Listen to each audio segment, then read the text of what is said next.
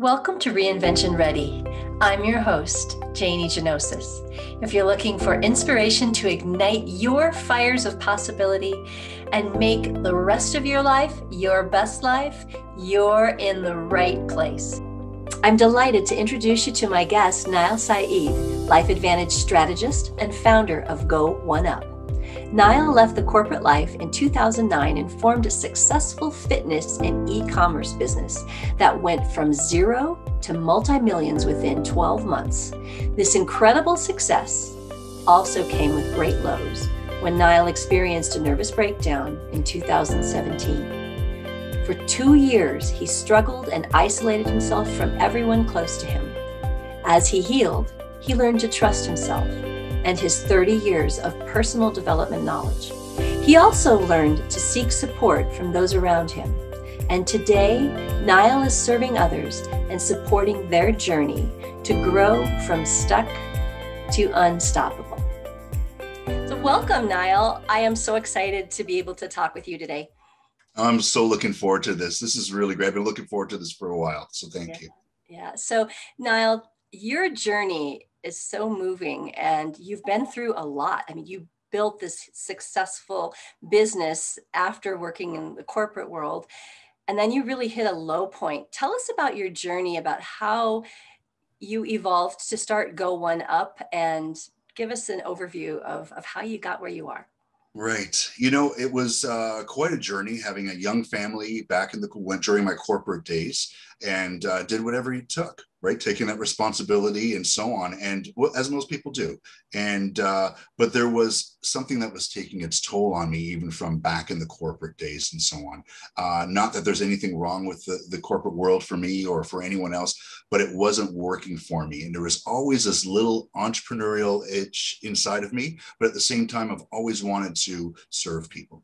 2009, I left the corporate world, and it was a big step, but I planted a few seeds. I moved to a point where I took on an e-commerce, was introduced to an opportunity, and I jumped at it because my background in e-commerce and web development and the fitness industry married the two. And so then I ran this multi-operational project for 7.5 years, but not only teaching fitness and not only training people and so on, I took and ran this 24 hours, 7 days a week project and not project, company and operation. Oh, wow. So that had to be, I mean, a ton of work. Were you working 16-hour days? Were you completely devoted? I can't even actually put a number on it. It was nonstop because the internet doesn't sleep. It was amazing how there was a high, and then it just started taking its toll. And I saw my changes in my health and in my outlook and so on. And there were some things that are very much so out of my control in that regards, but you have to adjust and pivot. So even though I was continually pivoting and moving forward in so many different ways and trying to gain traction and maintaining, there was more taking its toll on me.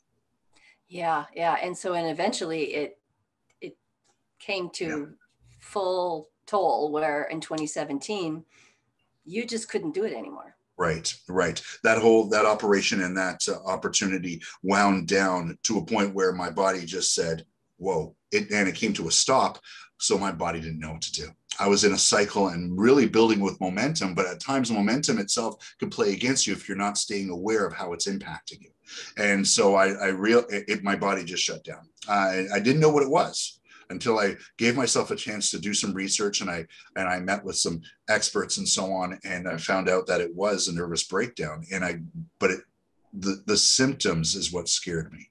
The symptoms were I was always very much wanting to speak to people, and I wrote down ideas. I have a journal by my bedside with new ideas, like like game ideas, and just my creative brain would just take over. And so it was it stopped.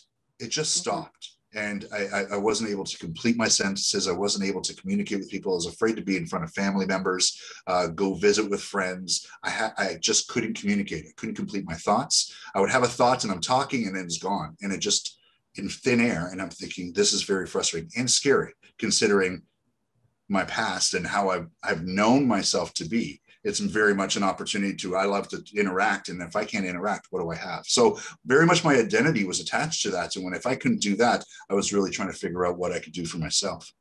Yeah. Yeah. I mean, that has to be just scary, really, really scary Was when scary. you have this energetic person that you've been all of these years, and you go get them and build that momentum, and then all of a sudden you can't do anything, and you really don't know why, and you feel, I mean, you talk about helping people today grow from stuck to unstoppable, but this is Right. worse than stuck. This is, I mean, this feels like someone turned the switch, pulled out the plug, and Right.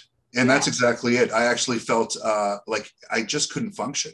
It was really, it was the one thing I did do, and I'll tell you this just to shed some light on the matter, was the idea is I made a very clear, conscious decision that even if I can't think or follow a thought or follow through with the thought or complete my sentences or communicate as effectively as I used to, I had to make sure that I didn't succumb and be victim to my bed in the mornings. So I made a very conscious decision every morning to make sure, saying, at least get out of bed, brush your teeth, wash your face, at least that, and make your bed. That's it. So then you don't feel tempted to go back in. I didn't want to fall trap. And we hear this a lot when it comes to that. And I don't want depression to set in.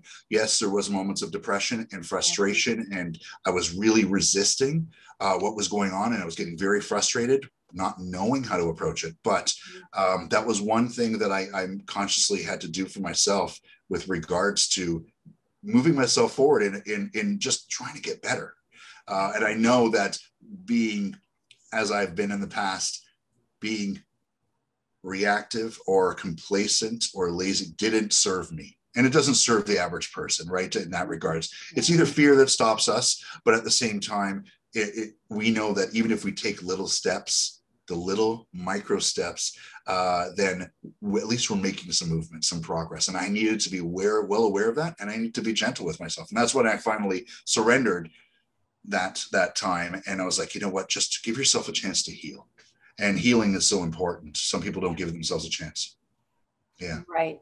They feel guilty about taking time for themselves, or they feel like they have to get right back to where they were. And you're a different person. I mean, when you go through something like that, sometimes I think there's a real deep spiritual reason why you have to experience this, because then you can grow from it. And now the beautiful thing is now you're helping other people who are in that situation. And tell me how did Go One Up get started? How did you decide to move in that direction? You have a huge 30-year background in personal development. That was one of the most frustrating things. I've had years of studies and self-study in this area, and why can't I get myself unstuck? I know what to do. A lot of times we know what to do in any area of our lives, but we just don't do it. And again, it's fear, or there's something stopping me. Yes, there's more of a challenge there with what my nervous system was experiencing, but I had the knowledge to do that. To go back, you mentioned 30 plus years. It's true. My journey in the areas of personal development and so on started when I was about 15. So I'm not 70, starting at 40. It started at 15. I tried to find out more about myself. One of the greatest challenges for me, and this is a very common story with a lot of people, last one picked for the teams, wasn't popular, was bullied incredibly, like there was so many different things. And I was trying to figure out what makes people tick, not only them, but me, and how am I going to manage this so I don't become victim, if I could use that term, and fall to not seeing my self-worth. And that was really important. A lot of people made fun of me, and as a teenager, like, what are you doing? What are you reading this for? Let's just go. And I was like, no, I don't really want to learn this. And it filled me. And so it filled me a lot. And, it was amazing, the many books that I tapped into, going to the library, signing books out, cassettes back in the day, and going to see some big names now. But back then they were still up and coming, but they had not wealth of knowledge. And I wanted to know more and insight. So I was a sponge. And that's carried me throughout the years. In the efforts of even working with the particular few experts in the field and being close to them and their knowledge, it's shaped me. It's always been part of me to want to serve people on a personal level. And now as an entrepreneur, I could help entrepreneurs because there's more than just a business. You're an actual human being running a business. And I've been there as an entrepreneur having a breakdown. So your personal experiences and what you experience on a daily basis in your business spans over and impacts your home life and your personal life and your relationships and your interaction with children, if you have them, or your pets or your neighbors and anybody you come in contact with. So making yourself whole helps. That whole journey has really shaped me. And it's really I'm always moved to serving others. There's something so amazing when you see someone light up or have this moment realizing that they're not alone. I mean, we all have to realize that we're not alone. And even if we feel that way, we know that there are millions and millions of different emotions that we could be feeling. And everyone's felt something under different circumstances, but they do stem and they could always have a new direction. And that's really important to know. So serving people and being able to help people think outside themselves for a moment so they could see that there's optimism and potential and opportunity is just what lights me up. Yeah. And that's important for people to understand that. And I have to defend those people because you've had 30 years of experience that started at 15. I think that's such an advantage. But if you are in your 40s, it's not too late to discover this, or your 50s or your 60s. Sometimes it's a 30-day transformation that can completely change your life. So I just want to say, if people are listening to this and they are in their 40s or their 50s, it's not too late. It's never Not too late. And even when you've got 30 years of experience, sometimes you need to hear it in a different way, or you need to take that step back because, it's hills and valleys. My life's been hills and valleys too. And, I'm coming out of a valley right now too. And all of this training has been so helpful to go back, but I've gotten some more and found some new people to listen to that have inspired me even more. And so that's going to happen. Yeah. I know that there's a lot of the principles, and some people actually say, well, that's just, I know that. Well, if we know that, why aren't we doing it? And I think a lot of times when we hear it from one person, it's one thing, but when you hear it from another that's expressed maybe the same principle, the same approach and so on, but in a different way, their voice, their message resonates with you, you'll take the action. So yes, a lot of what I've studied over the past 30 plus years has been replicated in some way, but obviously put in different contexts that made sense to me. Different stories and different experts or authority figures will speak to different people. And I've learned that in a big way. I'm more receptive to other people today, more so, well, because of where I am in my life at this point. You're never too old, never too young. That's the way I see it all the time. It doesn't hurt. It doesn't hurt. Why wouldn't we want to up our game in some way or another? Going up actually came from the idea of we all have to recognize we need to celebrate the small wins. And I think that's important. I think, again, over the last 10 years or more, the idea of everything happening so quickly, from drive-thrus to the internet to all of the things that are going on in social media, and this has been talked a lot about, but we take it for granted and we've lost sight. And now, obviously, with what we're experiencing here and now at this 2021, there are things that we used to do that we just can't do anymore because of the circumstances. Do we just fall back and fall complacent and thinking that's it? No, we just have to adjust. Let's not stop having those special dinners with our family member, even though we're all under the same roof for 24/7. There's certain things that we still need to do. So it's a small wins, those small moments that move us in the direction to fill ourselves so we can have more capacity to do more in our professional or personal lives. And there's always an opportunity in that regards. Yeah. Oh, absolutely. I think we are such a society of bombardment anymore. You get bombarded on the internet. You can't drive down the street. You're listening to something. You've got your earphones on. Your phone is attached. It's just constant. It's constant. And I think there's a pressure too to respond. To someone sends you an email or someone texts you, or get right back to them, drop what you're doing. And I have read that when you stop focusing, it takes 20 minutes to get back into where you were before. So if you don't take that quiet space or that time to focus on what you need to focus on, you just are pulled in a million different directions, and pretty soon your brain starts to feel like scrambles, because So there's true. so much happening, and we can't always keep up. So you're right, little steps and learning to focus more, or learning to shut your phone off for, just an hour, turn it off, put it in another room and do what you decide to do, whatever that is. And Yeah. yeah, I think there's, that's so important. I've learned also from the many people that I've spoken to and worked with and coached, and within my own personal experiences, when we start recognizing that we're be more acutely self-aware of what we're experiencing in every moment, not to really tense up and try to overanalyze ourselves every moment, but when we can do a self check-in and recognize, do I have the capacity? So I didn't have the capacity during my nervous breakdown. I knew that I broke down. My nervous system wasn't functioning, my thought processes, my body, I didn't have an appetite. Sleep was, I don't know. It just rested my body. My mind was trying to still heal itself.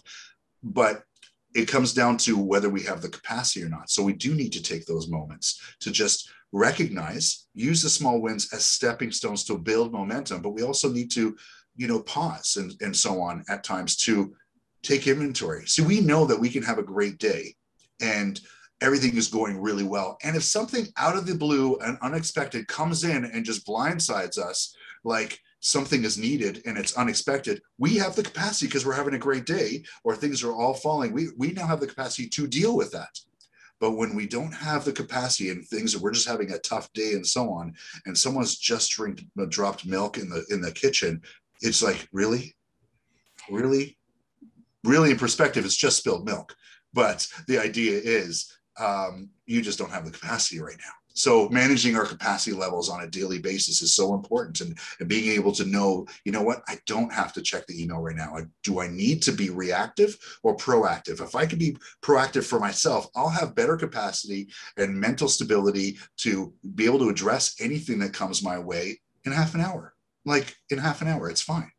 It's fine. That's a lot to what I have to do and speak to when it comes to going up and coaching clients.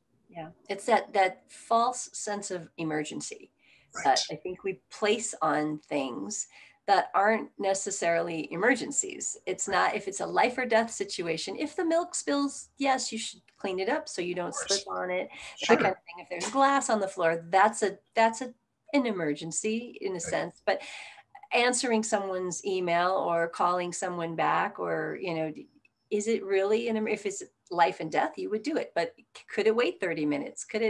Is there something else that you need to do instead that's going to be Yeah. more productive to help you have that better day?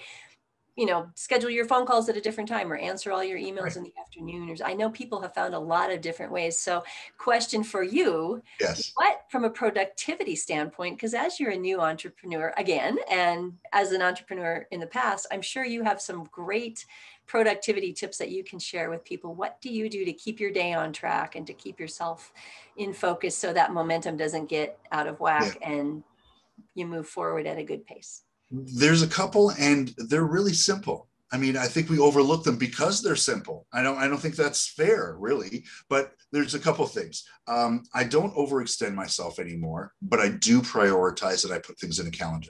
And if something comes up, and if you and I were to set a time to be able to chat in a week or so, and so I would be putting it in my calendar now, not relying on my memory tomorrow about the date and the time. And I got in the habit of making notes and generating ideas and journaling all these different thoughts. I would wake up 3 a.m. back in the day and write down this new idea or a way to approach something. And today I use Evernote as an example. There's so many different note-taking apps, but Evernote, so I could catalog it to different notebooks. It does a date timestamp. I could update it anytime. I can make my note right now on my phone and come to my computer and go to the web-based version of that in my account, and it's there. It's synced. I can copy that, put it into my website or content or graphics work and so on, and it's always there. So I'm not, again, relying on myself to try to remember what I wrote down. I have it right there, even if it's just point form. Even if I'm driving, I would actually do an audio. So Evernote, I would actually do an audio message to myself while driving, because I don't want to miss that moment, and there's an opportunity to capture that. All right, I got to check into Evernote because, and you don't have any stock in Evernote. You have to No, I don't. I don't at all. No, I've been using it for years. It's a free. I even use just the free version. There's a free version. There's a premium that will allow for even more and highlight and so on. It'll be able to read business cards and scan it into your Evernote for cataloging and so on. But I use it most primarily for even capturing links off an internet. If someone sends me something through an email and I launch it to a web browser and I was like, there's a clip here. There's clipping functions that I could just say, I just want to clip this or highlight this or bookmark this right into Evernote under a particular notebook, and now I have access to it even after the fact. So there's a lot of great functions. That's awesome. I am still a notebook person, so I kind of like the tactile sensation writing with like three. There's two sitting right beside me, so I was just like, yeah. So tell me, Nile. We just talked a little bit about organization, but motivation. Yeah. What keeps you? You said, like, when you went through your depression, you forced yourself to get out of bed and make the bed. Mm-hmm. And now you're healed, you're moving forward. But what keeps you motivated today? That's a great question. During the time I was not well, I really put way too much pressure on myself to get better. And when I realized that I was resisting myself, it resisted back harder. So that's why I even spoke about earlier, surrendering to it and recognizing that I needed the time to heal, just to allow, not time, but do the necessary things, allow yourself to not resist why things are not happening, but accept what is happening and adjust and pivot accordingly. But once I started taking the focus off of myself and recognizing what I could do for others, it lifted me even more. So once I stopped the resistance against myself, I let that go. And then I started to be able to address and feel as though, and actually serve others, my children, my family, friends, building my skills so I could serve them after the fact when I'm feeling better and doing more in the coaching elements and so on. That really moved me. And again, building on those little steps helped me build momentum. We're going to have tough days. We all do. We're human. We're emotional beings, and we are going to feel stressors. But when we feel as though we can have the capacity within ourselves, building on what's moving us forward and what fills us, then it almost perpetuates itself and it will actually propel us forward. So what motivates me in a nutshell is the element of serving others. If there's anyone that's stuck, or if there's a moment where someone's like, you know what, I need your opinion on this, here, take a look at these two logos or branding, or you know what, I'm a little torn about this career or that career. These are major life decisions in some cases. Then we have to take it down and saying, what lights you up? What moves you forward? And when I can start working with people or help people, or even just be that person to pose questions as a coach, because really, I don't necessarily have all the answers. I'm not you, right? And the fact is, but if I could help open up new ways of thinking and approaches and see the new paths that are potentially right there, so you can actually see if that is a viable option or not, that makes my day. That will help. That helps me move closer and closer to my fulfillment. I mean, in that regards, it sounds maybe overly simplistic, but it's true. It's true. So that helping others was such a powerful force to propel you to do what you do. Absolutely. Was there an aha moment about that? Was there, how did you discover that you wanted to create Go One Up? Was it a slow unfolding, or no, like fireworks? It's actually always been there. It's always been there in some way, but I always wanted to be a coach. I always wanted to serve people. I always came back to it, even after teaching classes or training people or being on the road and so on. And people are like, yeah, I'm having a little bit of trouble with this and so on. First of all, I felt really honored that they felt that I was approachable. So that's nice and that's great. So at least I know I don't have to put myself in a position saying, hey, come and talk to me. So it's not a matter of that. So they felt comfortable enough to talk to me. And if they're that comfortable speaking to me and I can pose questions to help light them up and realize, you know what, I never saw it that way. I said, okay, so what can we do now? And what can you do next? Do you want me to follow up in regards to this? I could actually look into this for you, but do you want to pursue this? And so we could start this conversation. This has happened a lot throughout my life. But when you can pose the questions and you have people come to understand and gain the confidence with themselves to make that well thought out decision for themselves, they're doing it for themselves, not me. That's unbelievable, because if I could help somebody take their lives even in an increment to another level, I'm happy. I'm happy. I love that. And so it's been happening for years. I now feel as though, and I've always wanted to coach people. I always wanted to consult and work with people to up their game. I mean, that's what it's all about in some way or another. And but at the end of the day, you have to be happy.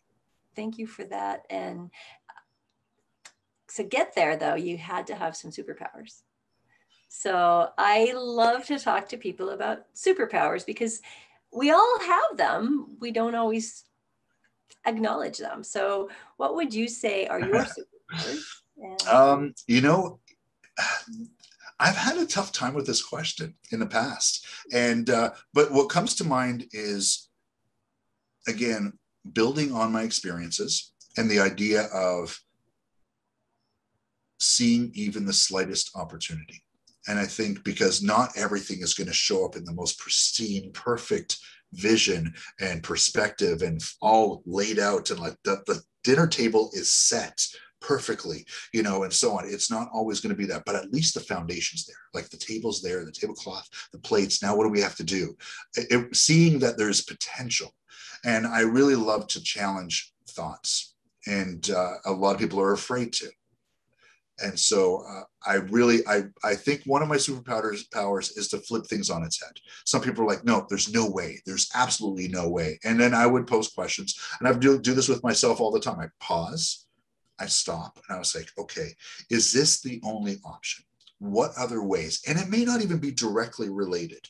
Okay, I can't work in this capacity right now, here in this moment.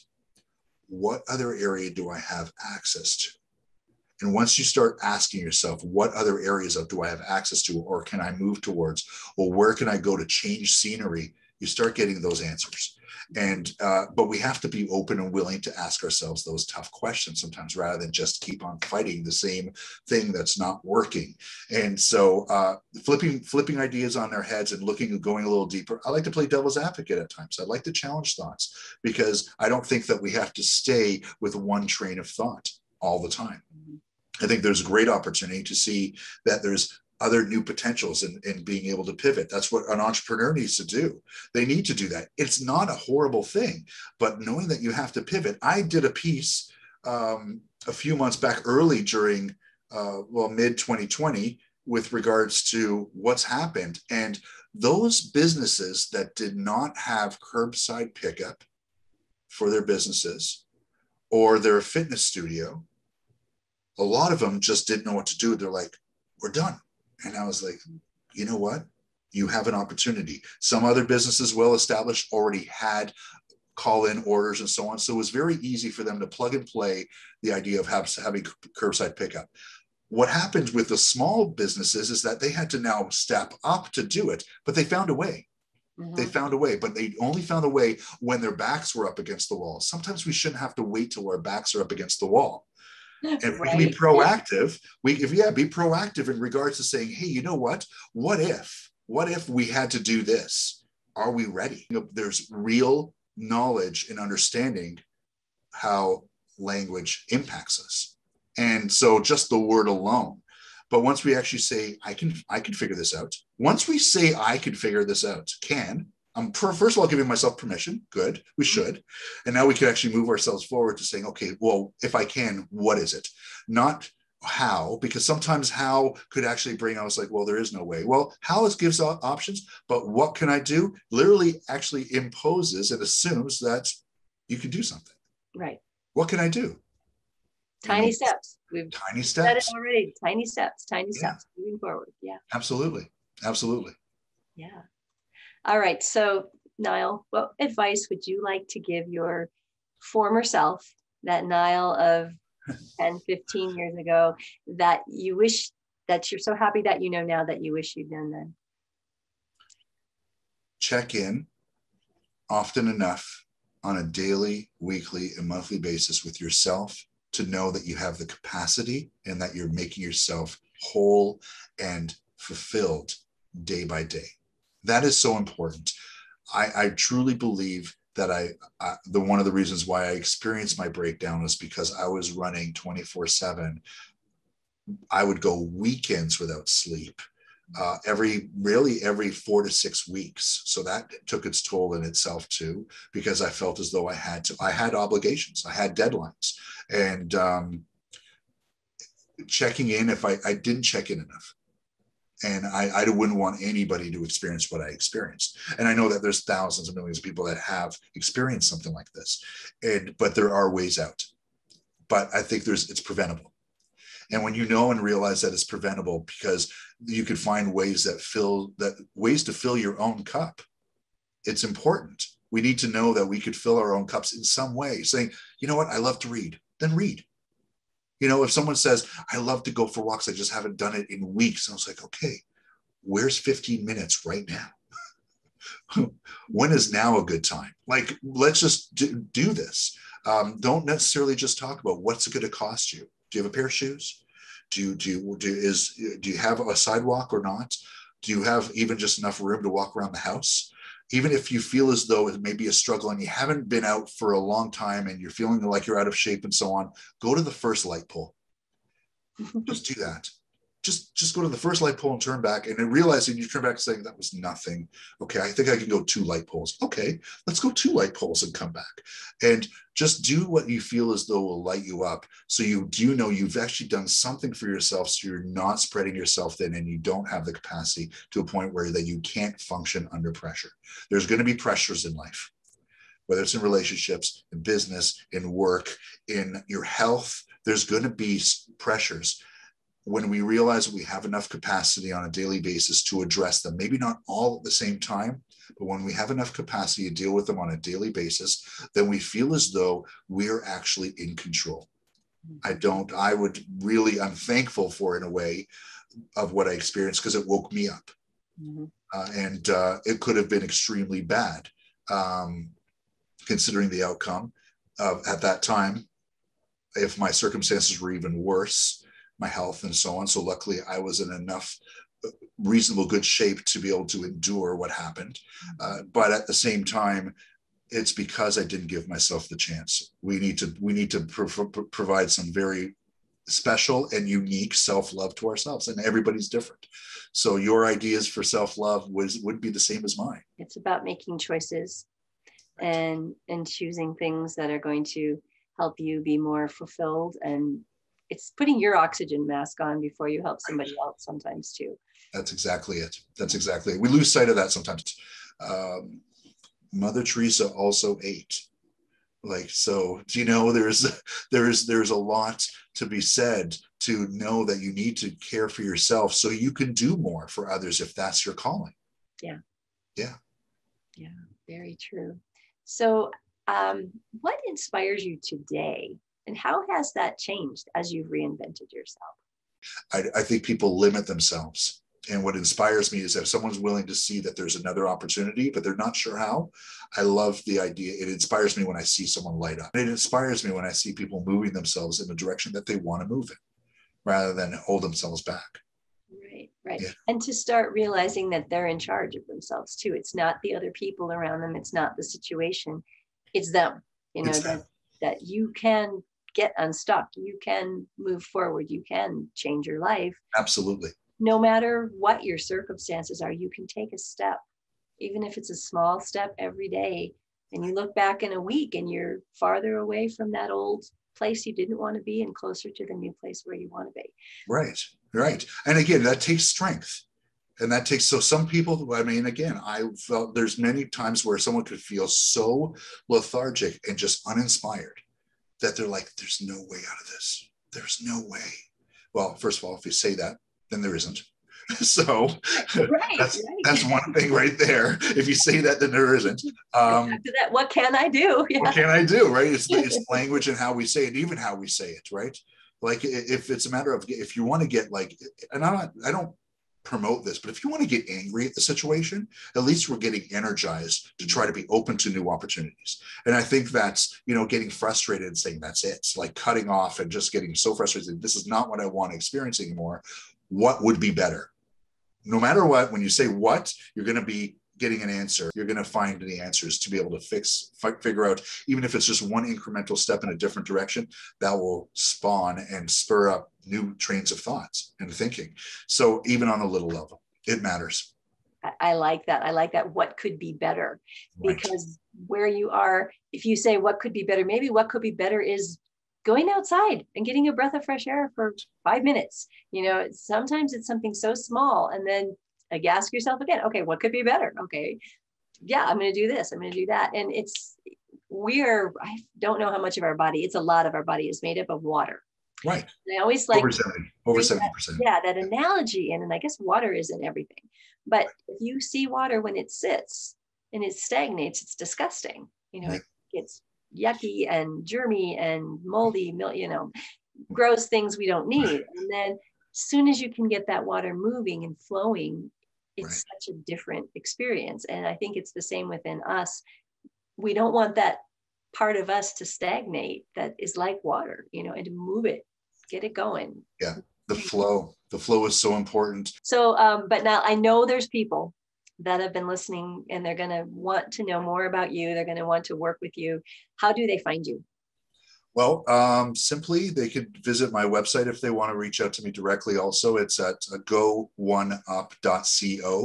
So GOONEUP.co. And my social media handle is at @GoOneUpNow. And that's that's Facebook, that's Instagram, Twitter, YouTube. Everything's still being developed and so on, but it's all there. They could reach out to me directly that way. Wonderful, wonderful. Are there any parting words you'd like to share before we wrap up today? Well, first of all, I want to thank you. This was great. And I was really looking forward to this, and this was fantastic. I love the dialogue, and your questions are just they trigger some amazing thoughts. I'm hoping that your listeners and viewers will get some great value from this. But I want to thank you. My parting words, if anything, is the idea that there's always an opportunity if you see them and you're willing to see them. And even for the slightest change that we need to make in our lives as a stepping stone in the right direction, it's doable. It's always doable as long as we give ourselves permission to do so. I love that. And on your website, you talk about being stuck it's temporary. It's temporary. Remember that it's temporary. So Nile, I have to thank you. I am so happy that you came here today to share with me. And I just love all of this information that you've given. You are a wealth, absolutely a wealth of information out there, and a wealth of wisdom. And thank you. And I hope people, if they need some help and they are moved by what you said and they feel that in their heart, I hope they reach out to you. And thank you. I am really so appreciate glad it. to have met you. We met on Clubhouse, and that was, There's Clubhouse too. Yes. All fortuitous. You never know what you take a step, you take an action. And so I am so thrilled that you agreed to be interviewed with me, and look forward to more conversations. So I know this is the beginning, not the end of a great. I totally agree. I'm looking forward to it also. Thank you. Thank you so much. Appreciate it. Now, Nile and I would love to hear from you. Nile gave me so much inspiration today, and he shared terrific words of wisdom that I hope inspired you too.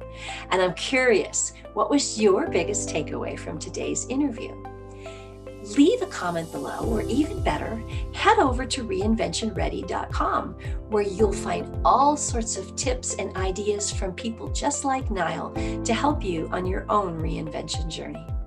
The world needs those special gifts that only you can share. It's not too late to make the rest of your life your best life. Start today. Thanks for watching. See you soon.